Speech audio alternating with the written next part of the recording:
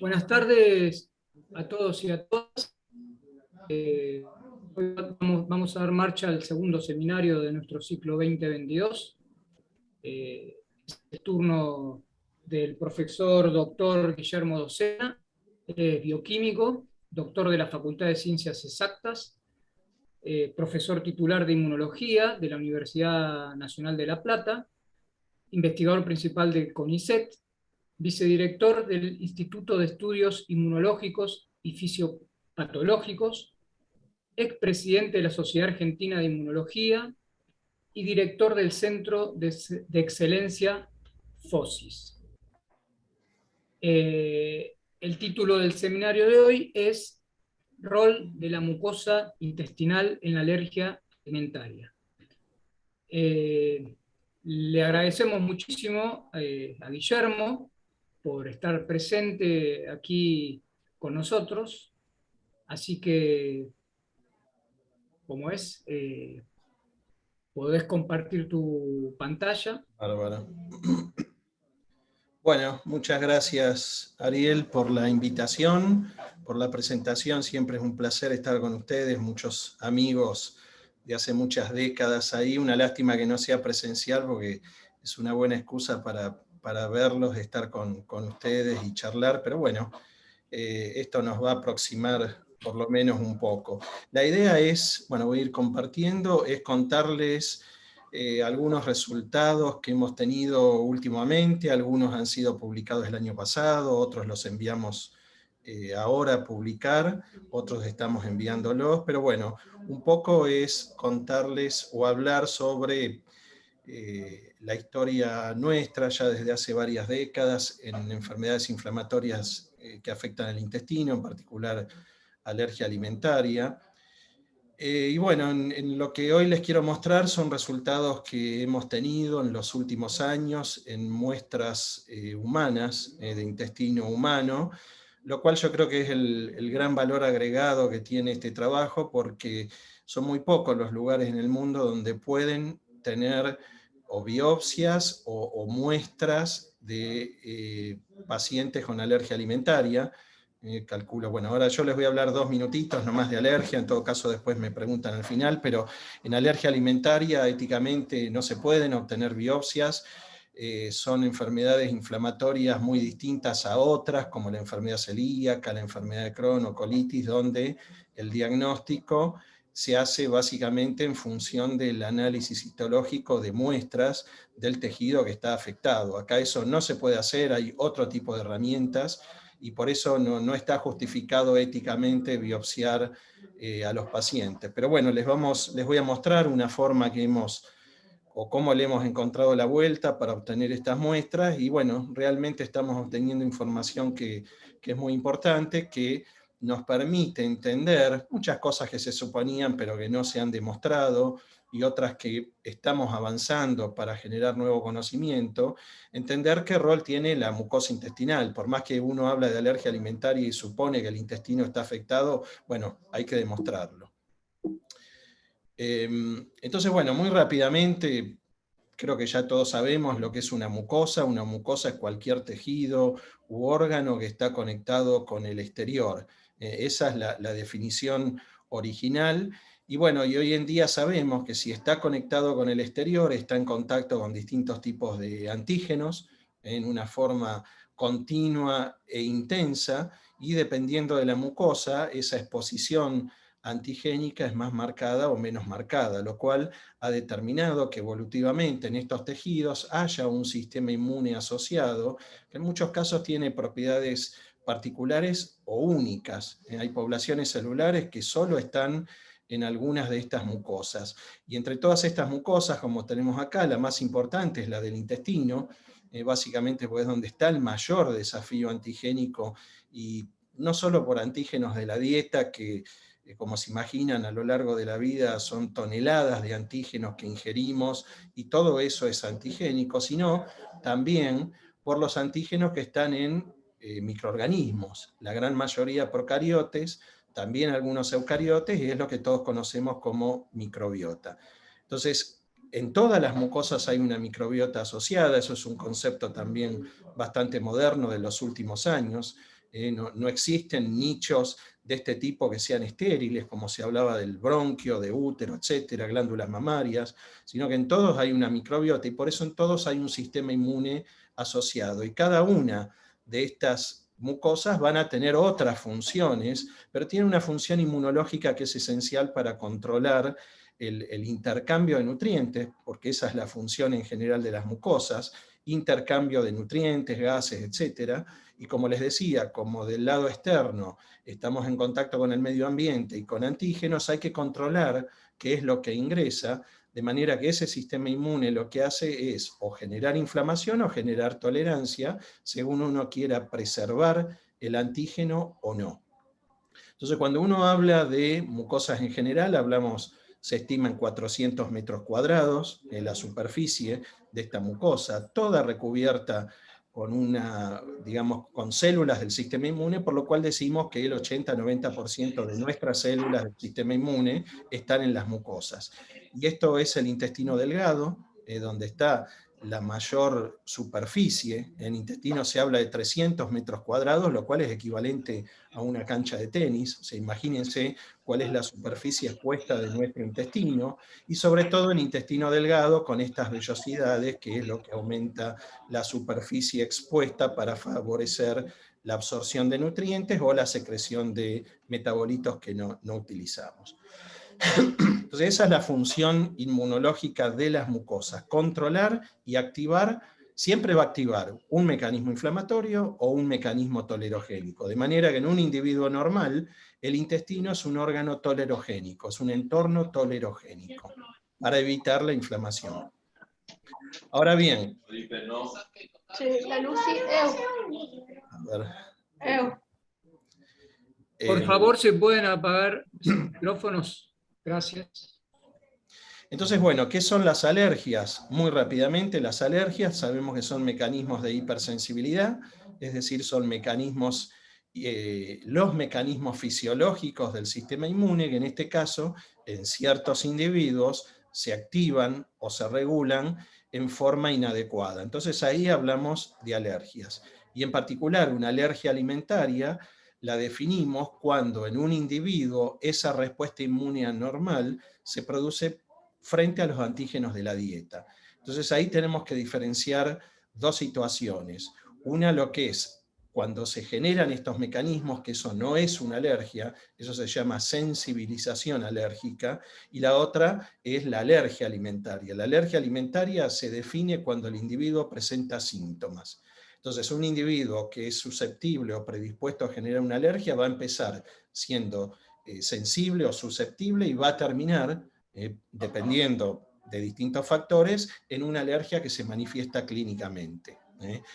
El tema es que en las últimas décadas, yo diría las últimas 4 décadas, ha habido un aumento sostenido en la prevalencia y en la incidencia de estas enfermedades. Como les dije, se dan en ciertos individuos, porque sabemos que hay un componente genético, pero también hay factores ambientales disparadores, que es lo que se ha estado modificando en las últimas décadas o en los últimos años. Y hoy en día en el mundo podemos decir que esta es una de las enfermedades o inmunopatologías más prevalentes en el mundo, afecta a millones de personas, principalmente en edad pediátrica, pero en los últimos años también se ha dado o se ha observado que afecta a adultos.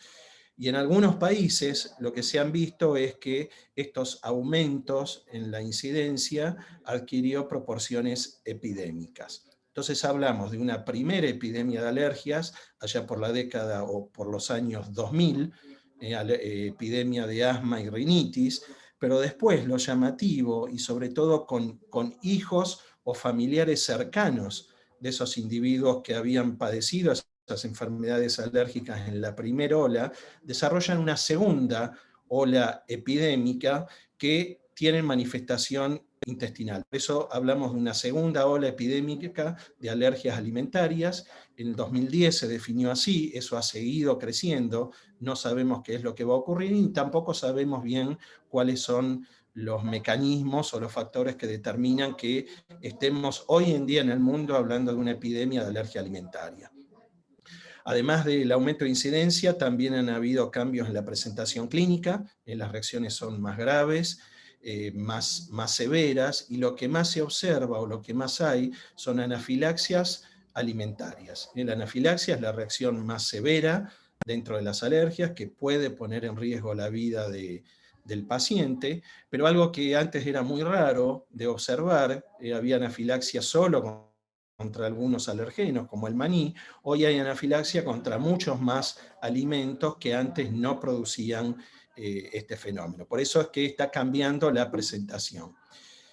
Y a medida que ha afectado cada vez mayor proporción de individuos, bueno, han ido avanzando los tratamientos, pero hay uno en particular, que son los que emplean anticuerpos monoclonales anti-IgE o biológicos, que han demostrado que si uno bloquea la IgE, se pueden revertir los síntomas. Entonces esto habla de la importancia de la IgE en la patogenia de estas enfermedades. Y el gran problema, como les decía, es muy difícil tener muestras del tejido donde se genera la IgE, entonces como que hay una caja negra que no nos permite conocer en humanos la biología, el origen, cómo se genera, cómo se regula la IgE, y tampoco tenemos información, algo que parece trivial, pero no hay información de lo que es memoria a IgE. Y todo esto surge porque en circulación, que es el tejido, digamos, o la muestra que uno tiene acceso, las células que producen IgE o que tienen IgE están en una frecuencia de un 0,5, un 0,6%. Entonces no tenemos fuentes para estudiar las células productoras de IgE a partir de muestras de sangre periférica, y bueno, y sabemos que tenemos que ir a la mucosa, pero esa muestra no la tenemos accesible. Entonces lo que sabemos de síntesis de IgE y memoria de IgE es lo que se ha estudiado en ratones. Los trabajos son muy importantes. María Curoto, creo que muchos la conocen, una argentina que está en Nueva York, ella es la que ha, digamos, descrito los mecanismos de síntesis de IgE en ratones. Algunos mecanismos son bastante raros e inesperados, pero el punto es que en ratón no existe la alergia. Y básicamente no existe la alergia porque las células, los B de memoria IgE, se mueren por apoptosis en el centro germinal.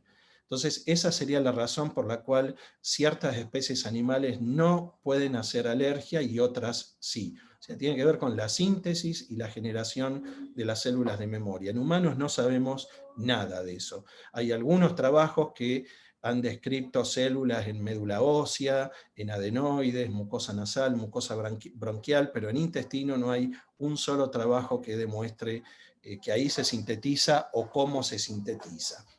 Entonces, este es un trabajo que publicamos el año pasado. Nosotros aquí demostramos por primera vez que el intestino humano es capaz de sintetizar la IgE.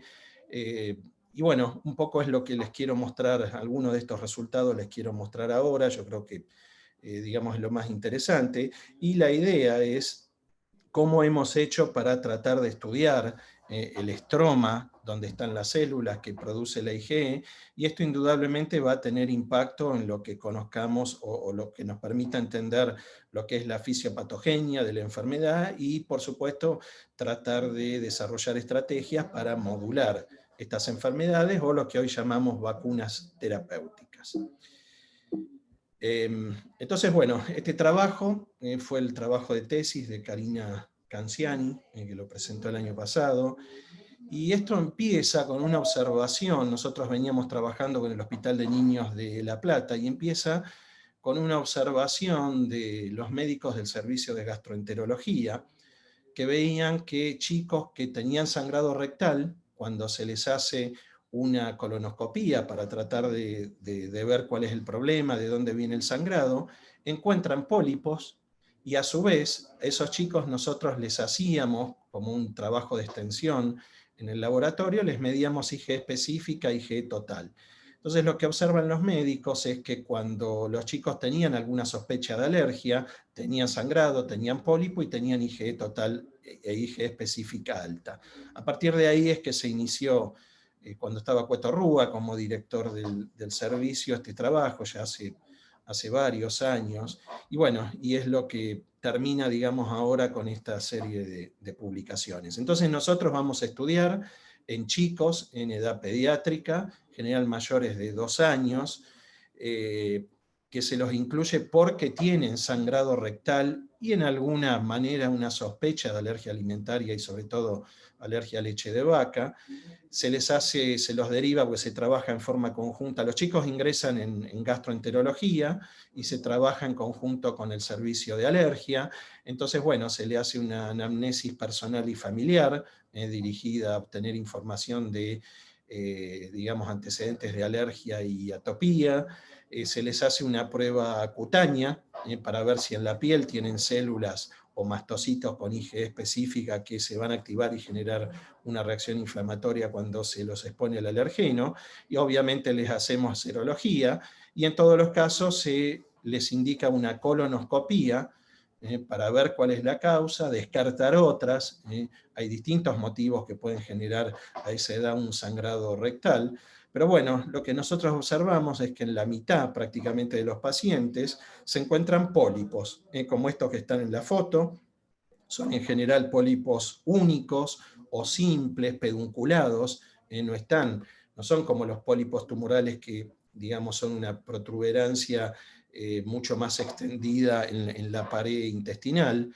En general hay uno solo, muy pocos pacientes tuvieron varios pólipos, lo que se llama poliposis juvenil. Casi todos están en recto y de distinto tamaño, que obviamente tiene que ver con el momento en que uno hace la colonoscopía y los encuentra.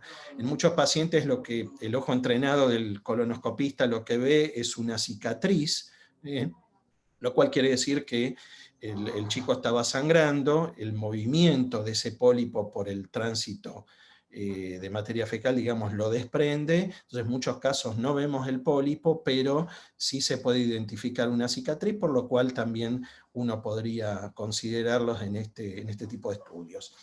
Entonces, bueno, sacan esos pólipos, como pueden ver, llegan a 2 centímetros, son grandes. La mitad va a patología, ahí se estudiaron marcadores tumorales y se confirmó que no son tumorales estos pólipos, se descartó hace varios años de entrada, y después lo que conseguimos con el comité de ética que nos aprobara es que tengamos una muestra de biopsia del tejido circundante que podríamos decir que lo consideramos como un control interno o tejido colónico normal, es decir, que de cada paciente tenemos la mitad del pólipo y una muestra de biopsia. En general a los pacientes se les hace una restricción dietaria, eso tiene que ver con el diagnóstico, se le elimina sobre todo la leche, se ve si deja de sangrar o si deja de tener diarrea o algún otro tipo de síntoma, y eso es una práctica, digamos, habitual para diagnóstico de alergia alimentaria.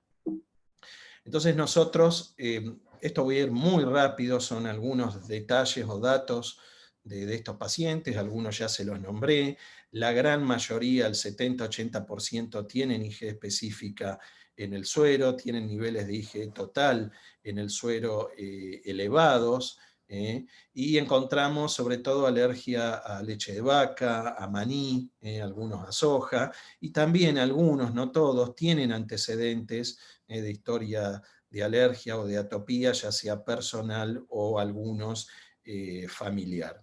Por lo cual podemos decir al menos que los pacientes tienen en su gran mayoría antecedentes de alergia. Entonces cuando empezamos a analizar la histología, nos encontramos con esto. De ahora en más, PT es pólipo, esto es tejido circundante, que van a ver que es tejido colónico normal, o estos son muestras o biopsias de chicos que se hacen la colonoscopía por otro motivo, no tienen inflamación. Entonces básicamente lo que vimos de entrada es un fuerte infiltrado celular en la mucosa con células de todo tipo, linfocitos B, neutrófilos, bueno, mononucleares, digamos, linfocitos, neutrófilos. Empezamos a ver mastocitos y eosinófilos, por lo cual enseguida lo que hicimos fue una tinción más específica para eosinófilos, y eso nos permite contar los eosinófilos, y este recuento lo que muestra es que hay un aumento significativamente mayor en la frecuencia de eosinófilos cuando uno compara la muestra del pólipo con respecto a la muestra del mismo paciente del tejido circundante o del colon.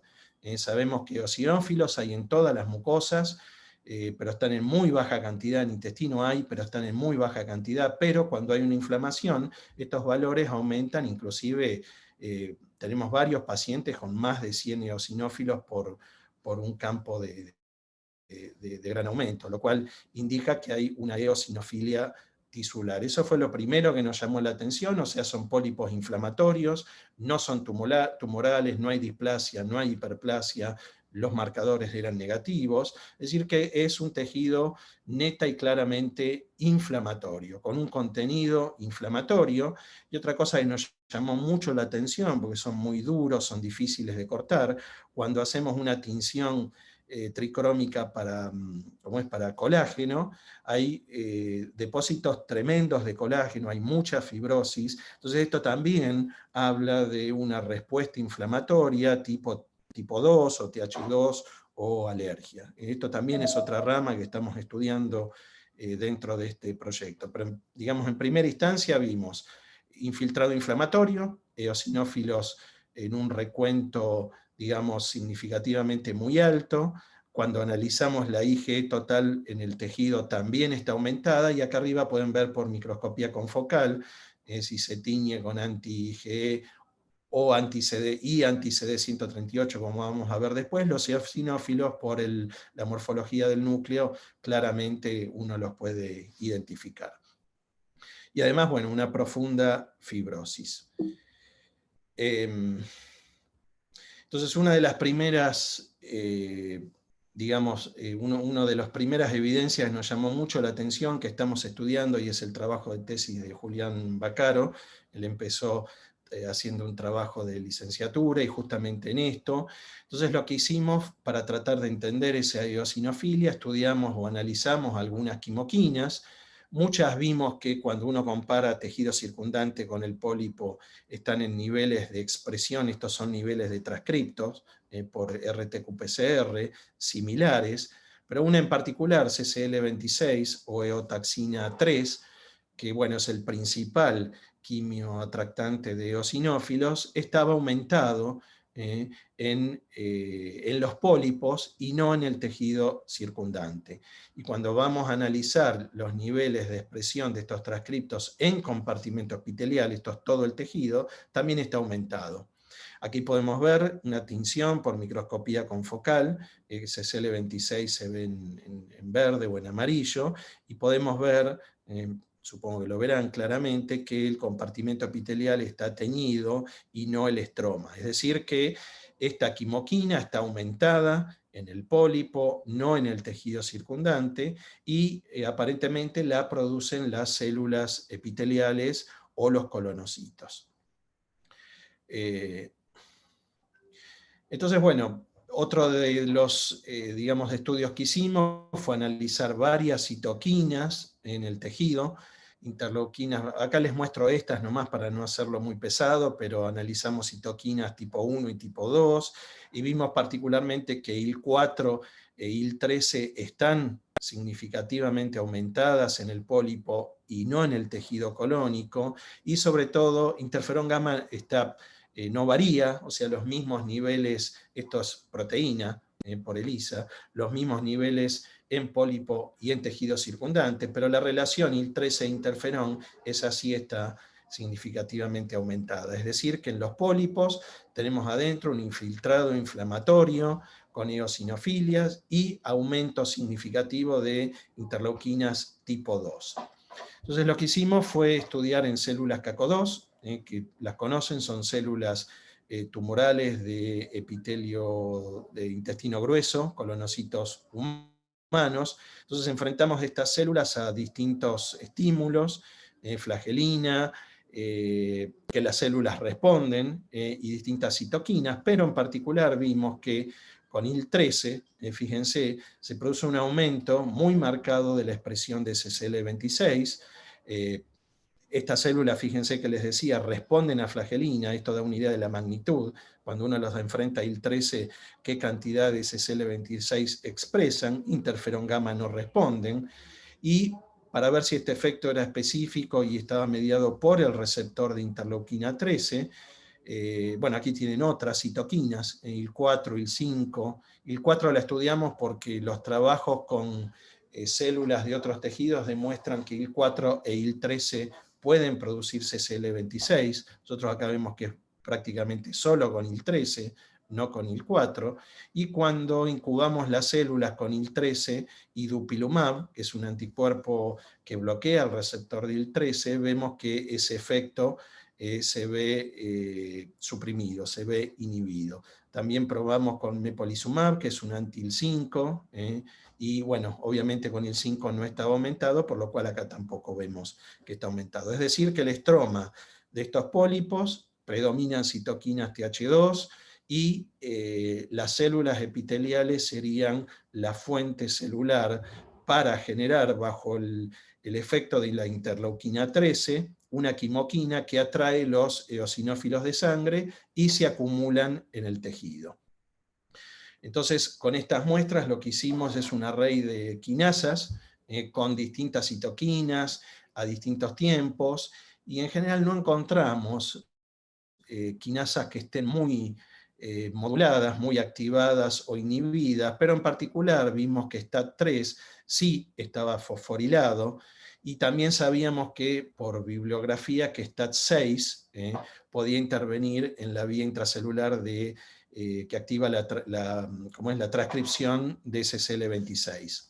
STAT6 no estaba en este array, por lo cual de este experimento sacamos STAT3, y por inmunoblotting, con anticuerpos obviamente específicos, demostramos que IL-13 induce la fosforilación de STAT3 e induce la fosforilación de STAT6. O sea que la vía de STAT está involucrada en la inducción a través de IL-13 de la secreción o de la transcripción y la producción de CCL26.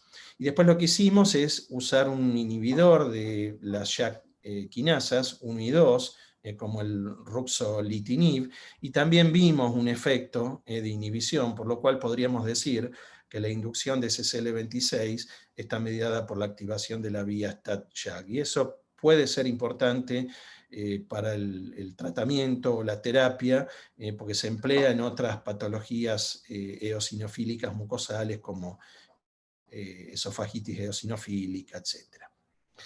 Estudiamos también otras citoquinas, lo que se llaman alarminas, que son citoquinas producidas por células de la inmunidad innata cuando hay un foco inflamatorio o un estímulo inflamatorio, y en particular estas dos, IL-33 y TSLP, también vimos que están aumentadas en el pólipo y no en el tejido circundante. IL-33, esto era compartimento epitelial y esto es tejido total, o sea que en humanos no está descrito que las células epiteliales de la mucosa produzcan IL-33, sí en ratones, no en humanos. Y nosotros, bueno, vimos IL-33 también que lo producen fibroblastos, también eso es interesante, no hay muchos trabajos que lo demuestren. Y con respecto a TSLP, que es otra quimoquina que es importante en enfermedades alérgicas, en dermatitis atópica está muy aumentada en la piel, acá vemos que también hay un patrón de expresión en compartimento epitelial del pólipo, no en el tejido circundante, y también en células endoteliales. Esto es también parte del trabajo de Julián Baccaro, de estudiar la modulación de células endoteliales y de células epiteliales por distintas citoquinas. Y aquí, cuando enfrentamos CACO2 con las citoquinas y analizamos la secreción de TSLP, acá vemos que tanto IL-13 como IL-5 inducen la secreción de esta quimoquina. Y esta quimoquina, a su vez, o sea que la estarían produciendo las células epitelial, se sabe que actúa sobre célula dendrítica, la modula hacia una célula dendrítica que luego al interactuar con un linfocito T genera los Th2. Bueno, aquí de nuevo usamos los distintos anticuerpos y vemos que ese efecto, tanto del IL-13 como el IL-5, está mediado por el receptor. Entonces esto les voy a mostrar nada más que esto, para seguir con la parte de inmunidad adaptativa. Entonces, si tenemos un infiltrado inflamatorio con células mononucleares, citoquinas Th2 que están aumentadas, lo que fuimos a ver y a buscar son linfocitos T. Entonces, esto es un trabajo que lo hizo y lo está haciendo Cecilia Muglia, lo estamos terminando para enviar. Y también hemos encontrado que hay linfocitos T que cuando se los enfrenta con leche de vaca, PHA como control, proliferan, es decir, que hay linfocitos T en la mucosa que son específicos de la leche de vaca. Hemos obtenido, Cecilia ha obtenido varias líneas celulares de linfocitos periféricos y de linfocitos de lámina propia del mismo paciente, y en ambos encontramos que hay linfocitos T específicos de leche de vaca, pero lo que nos interesa es que están estos que están acá en la mucosa, y cuando vamos a analizar por, digamos, qué citoquinas secretan, vemos de nuevo que tanto en los de lámina propia como en los periféricos secretan interleuquina 13. Cuando se los estimula con leche, no secretan interferón, por lo cual podemos decir que son células TH2, tanto en lámina propia como en tejido periférico. Y acá no lo muestro, pero bueno, en el trabajo también demostramos que la especificidad es muy parecida, y vale decir que es probable que las células que se generan en intestino pasan a circulación para dirigirse a otra mucosa, porque las mucosas están comunicadas o interrelacionadas entre sí, pero bueno, en sangre periférica la frecuencia de estas células es muy baja. Para poder verlas como hicimos acá hay que expandirlas, es un proceso bastante complicado, y nosotros no solo tenemos líneas celulares, sino que también hemos obtenido clones de estas células. Cuando analizamos el TCR son todas alfa beta, no vimos gamma delta ni en lámina propia ni en sangre periférica, obviamente, pero hubo algo que nos llamó la atención. Analizamos receptores de quimoquinas y vimos que tanto en sangre periférica como en lámina propia expresan CCR9, y CCR9 es un receptor que dirige o induce el homing de linfocitos B y T, sobre todo intestino delgado, o sea, intestino y a intestino delgado.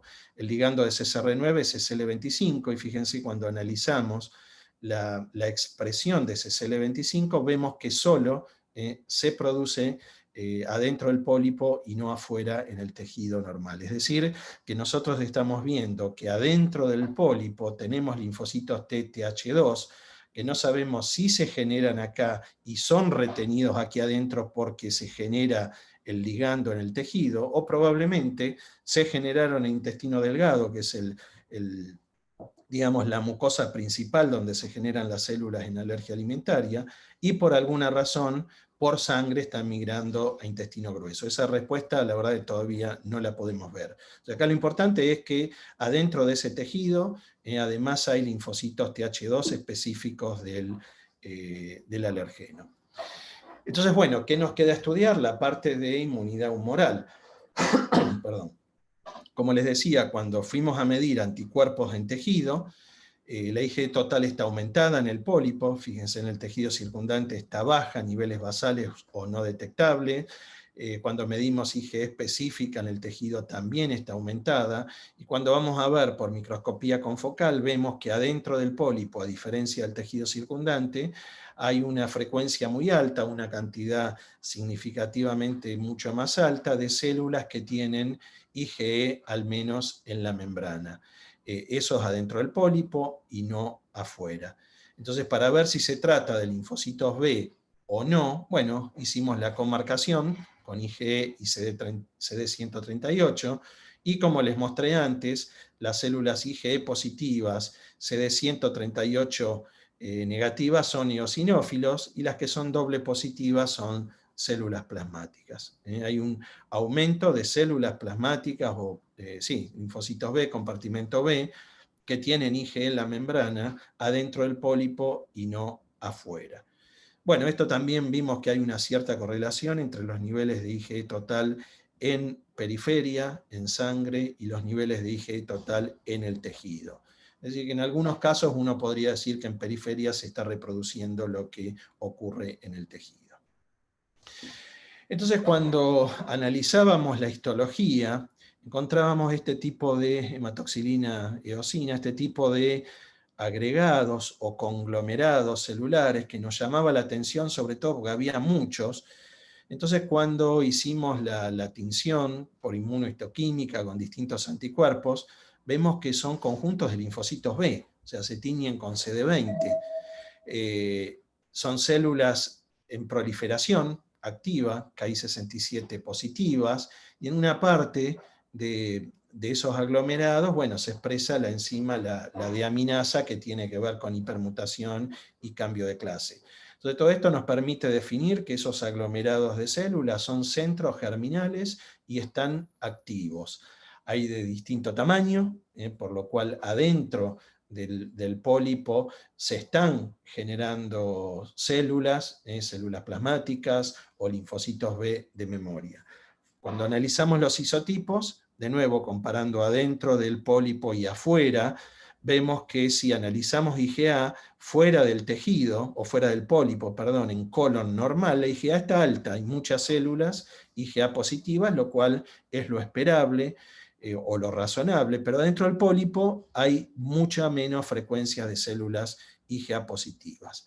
Y ahora cuando analizamos la IgE, el cuadro es a la inversa. Afuera, en el tejido normal, no hay IgE, y adentro del tejido normal, y sobre todo en estos aglomerados, hay muchas células IgE positivas, que son estas que les mencionaba antes, y en particular observamos una frecuencia elevada de células doble positivas, que serían células plasmáticas. Es decir, que dentro de este pólipo hay un tejido inflamatorio con centros germinales activos donde se estarían generando células plasmáticas con IgE.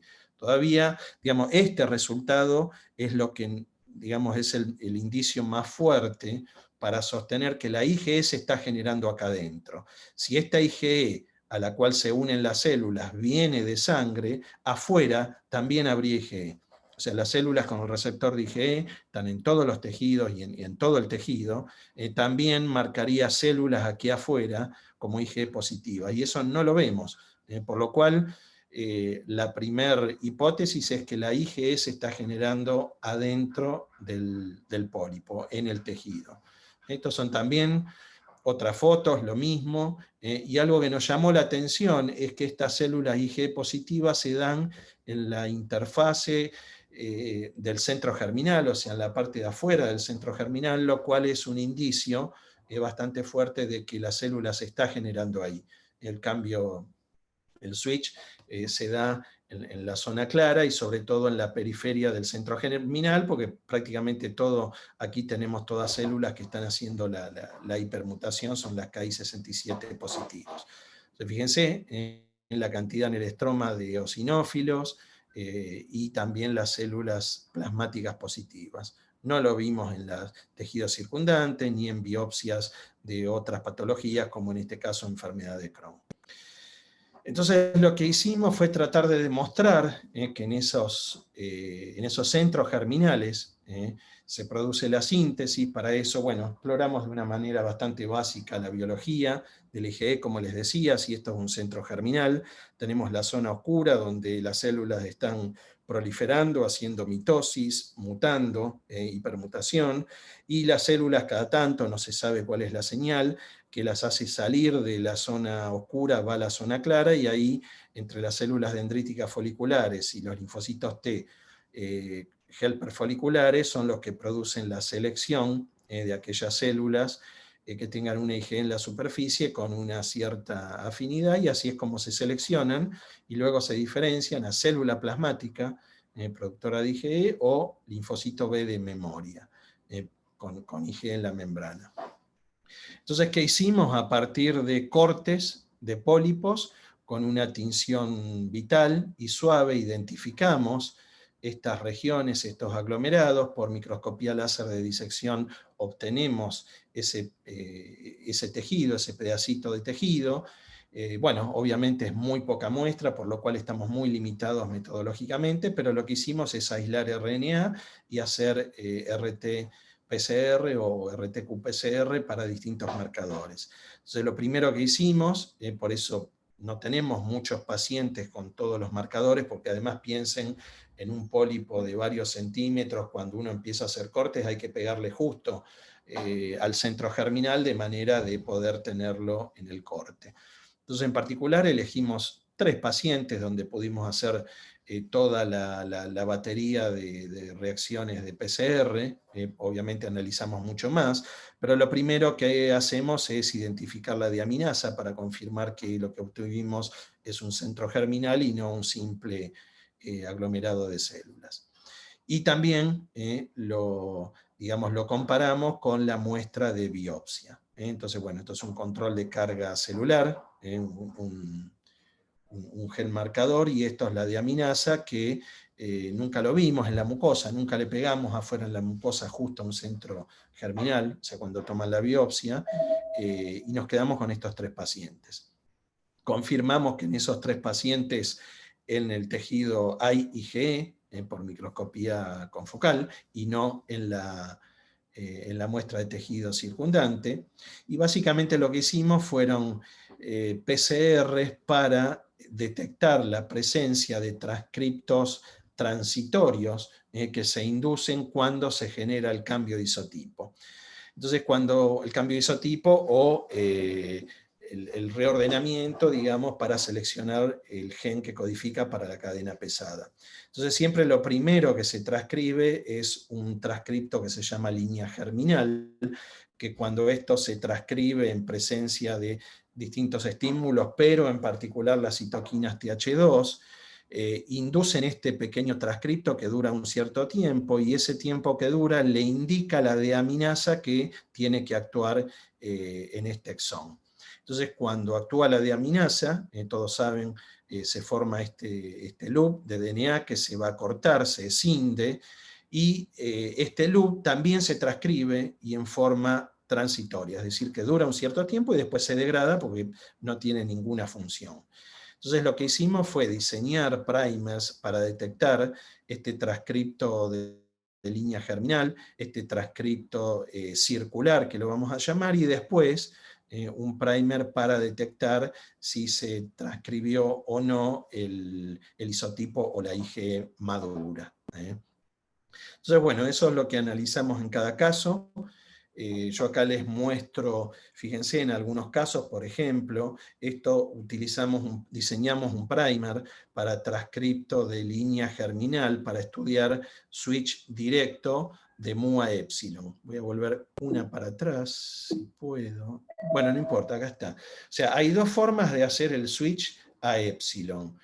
Hacer un switch, lo que se llama directo, y se pierde todo el DNA que está intercalado, eso se llama switch directo, mu epsilon, o lo que se hace, y esto es lo que se descubrió en ratones, los trabajos de María Curoto, es un switch secuencial, primero mu a alguna de las gamas y después de gamma a epsilon. Es decir, que la IgE se puede sintetizar o generar de 2 formas distintas, y eso tiene impacto después también en la IgE si es de alta o baja afinidad. Entonces, cuando analizamos los transcriptos de línea germinal mu a epsilon directo, encontramos, bueno, un solo centro germinal de un paciente o de uno de los pólipos que lo podemos observar, el resto no, o se produjo y se degradó, o ese centro germinal nunca lo hizo y está produciendo o generando otro isotipo. Y también, bueno, analizamos con los primers para el transcripto circular y observamos lo mismo. Fíjense, estos 2 que no teníamos el transcripto línea germinal, sí vemos el transcripto circular. Y siempre también comparamos con un extracto de todo el tejido, no solo de centro germinal, sino de todo el tejido. Entonces tenemos evidencia con estos resultados que adentro de los pólipos, en estos centros germinales, hay un cambio o un switch, o un cambio de isotipo de mu a epsilon. Lo mismo a través de transcripto línea germinal o circular. Cuando vamos a analizar el secuencial, de nuevo con distintos primers de mu a gamma 1, a gamma 2, a gamma 3 y a gamma 4, y observamos que también, pero esto es lógico porque todos sintetizamos IgG en los distintos centros germinales, por lo cual, bueno, también vimos que hay múltiples transcripto línea germinal de mu y sobre todo gamma 1 y gamma 3. Y siempre en el tejido periférico no vemos la presencia de estos transcriptos. Y luego lo que hicimos fue estudiar dentro del switch secuencial de gamma a epsilon. Y aquí lo que observamos es de gamma 1 a epsilon, gamma 3 a epsilon y gamma 4 a epsilon el transcripto circular. No vimos línea germinal, por lo cual suponemos que se degradó, pero es importante ver que hay un transcripto circular. Entonces podemos decir que en estos pólipos, en estos centros germinales, hay switch o cambio de isotipo por un mecanismo directo de mu a epsilon y también secuencial de gamma 1 a epsilon, gamma 3 y gamma 4. Nosotros no observamos gamma 2, eso tampoco se observa en ratones, y todo esto otro también obviamente se observa en ratones. Ahora, algo que nos llama mucho la atención, hicimos lo mismo después, bueno, obviamente lo primero que hicimos es estudiar con un primer de IgE maduro, digamos para un transcripto maduro, vemos en todos los centros germinales que en ese momento se está generando estos transcriptos, no así en tejido periférico, pero cuando hacemos lo mismo con los otros isotipos empezamos a encontrar que dentro del mismo centro germinal, todo esto es el mismo centro germinal, están produciendo IgM, IgE, IgG3, IgA1, IgA2, otro centro germinal produce otro, también lo vimos en muestras en tejido, en biopsias de tejido periférico, es decir que estos centros germinales, además de ser activos y están generando IgE, al mismo tiempo están produciendo otros isotipos. Esto se ha descrito en mucosa humana, sobre todo para linfocitos B, que generan inmunoglobulinas específicas de componentes de microbiota. Esto está descrito, pero bueno, es algo que nosotros no nos esperábamos. Y acá lo interesante, bueno, lo importante es que en estos centros germinales se está sintetizando la IgE, y no afuera. Eso es lo llamativo. Y esto también es algo que iniciamos trabajando con Mirta Giordano, esto lo tenemos que continuar porque también es muy interesante y también está descrito para otros linfocitos B en la mucosa normal, como les dije, para componentes de microbiota. Cuando ahora analizamos por PCR los genes de dominio variable o genes variables, vemos que sabemos que se agrupan en familias y tienen ciertas similitudes, por lo cual se los puede estudiar cada uno de estas familias que componen distintos genes con primers únicos, digamos. Y acá lo que vemos, fíjense que hay ciertas familias, BH1, 7, 3 y 5, donde está restringido el empleo de los genes variables. Es decir, que no se está generando cualquier especificidad al azar, sino que se están eligiendo estas tres familias que, como se los dije, en otros sistemas también ocurre algo muy parecido, que generan una especificidad bastante restringida. Entonces, bueno, eso es más o menos lo que les quería mostrar. Entonces, como resumen, digamos, y mensajes y preguntas abiertas, para nosotros nos llamó mucho la atención que en estos pólipos, algo tan común que se observa en pediatría muy frecuentemente, se sabe que son inflamatorios, que no son tumorales, pero esto nos llamó mucho la atención, que estén llenos de eosinófilos y muchos fibroblastos. Estamos tratando de estudiar si son iguales o distintos a fibroblastos de mucosa normal y de otras patologías inflamatorias. Entonces vimos que ese infiltrado inflamatorio es alérgico, hay citoquinas TH2, principalmente esta quimoquina para atraer eosinófilos, y estas dos que ahora van a ver, una pregunta que tenemos que estamos empezando a estudiar, IL-33 y TSLP, porque queremos saber si está aumentado o no. Entonces lo importante, lo más llamativo de esto, que es lo que hacemos mayor foco en el trabajo es que la IgE se sintetiza en el intestino humano y a través de dos mecanismos, cambio de clase o de switch directo y secuencial, pero digamos, podemos demostrar en forma directa que la IgE se está generando ahí adentro, o sea que en realidad para la síntesis de IgE no hace falta que las células migren a ganglio mesentérico, eso está funcionando como un órgano linfoide terciario. hay linfocitos TTH2, esto es muy importante para lo que es tratamiento, porque los tratamientos lo que tienden a hacer es modular los linfocitos T de memoria, de manera que esos TH2 se transformen en regulatorios o lo que sea, y eso module la síntesis de IgE, los B, los eosinófilos, etc. Esto también es otro eje que queremos explorar un poquito más. Hasta ahora tenemos esta única evidencia, que esos T o se generan ahí o se generan en intestino delgado y son retenidos adentro del pólipo porque se secreta CCL25. Yo no les dije, CCL25 es una quimoquina que se secreta en forma constitutiva en intestino delgado, y en intestino grueso solo se la ha detectado en colitis ulcerosa, es decir, cuando hay una inflamación. Bueno, aquí en una alergia alimentaria también estamos viendo que se sintetizan. Entonces, para nosotros estos resultados son importantes para tratar de entender por qué se genera la IgE, por qué se generan los TH2, que son las dos células claves, pero también ahora estamos enfocados en estas células, por eso era que les decía que nos interesa IL-33 y TSLP, porque los ILC2 son una fuente, como ustedes saben, los linfocitos innatos son una fuente enorme, producen cantidades enormes, mucho más que los linfocitos T de citoquinas, y en particular estos ILC tipo 2 producen una enorme cantidad de citoquinas tipo 2. Entonces, eso probablemente tenga mucho que ver con la fisiopatogenia, con la síntesis de IgE, con los TH2, y probablemente esas son las células que hay que modular. Por lo cual esto también probablemente impacte en lo que son inmunoterapias o lo que ahora se llama vacunas terapéuticas, que eso también tenemos bastante desarrollo a lo largo de los años con los trabajos que ha hecho Paola Esmaldini en modelos animales. Y bueno, esto entonces no solo apunta a la fisiopatogenia, sino a lo que es estrategias terapéuticas.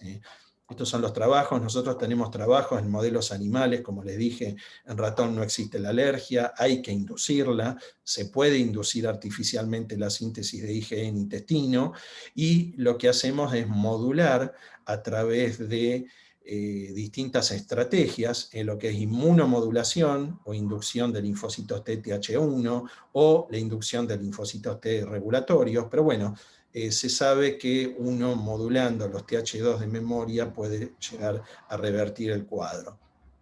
Entonces esto es lo que está ocurriendo en el intestino humano.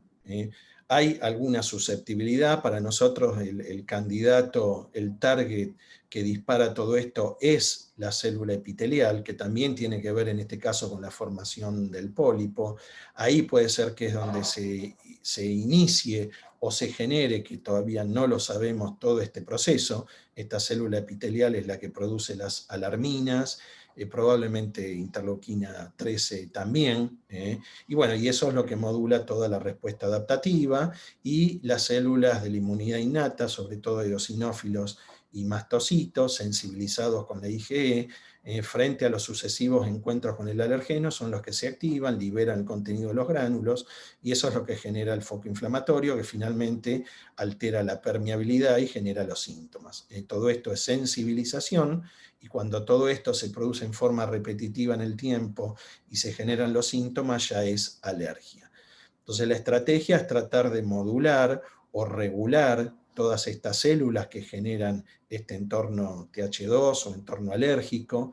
Hasta ahora no hay ningún trabajo que demuestre la presencia en el intestino humano de los ILC2. Nosotros creemos que tenemos el tejido para ponerlos de manifiesto, y para mí tienen que estar ahí las células, pero bueno, a través de distintas estrategias inmunomodulatorias o vacunas terapéuticas, la idea es tratar de frenar y revertir este entorno inflamatorio, que lo raro es que se está confinado adentro del pólipo. Afuera es totalmente normal el tejido.